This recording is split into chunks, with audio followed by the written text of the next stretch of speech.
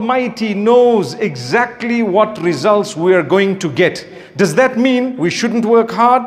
It means you work hard based on your capacity and you get your result. Allah knows how hard you were going to work in the first place and how your results were going to be anyway.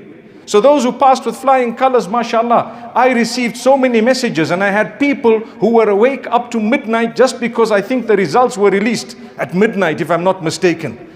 And by Fajr, schools were already announcing their results and there were forwarded messages all over and whatnot, subhanallah. People were excited, jumping on their beds. I hope you didn't miss Fajr as a result of staying up so long.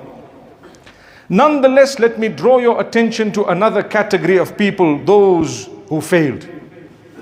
Those who failed fall into two categories. Those who tried as hard as they could and still failed. I say to you, congratulations, Mabruk, Mubarak, you tried hard. Unfortunately,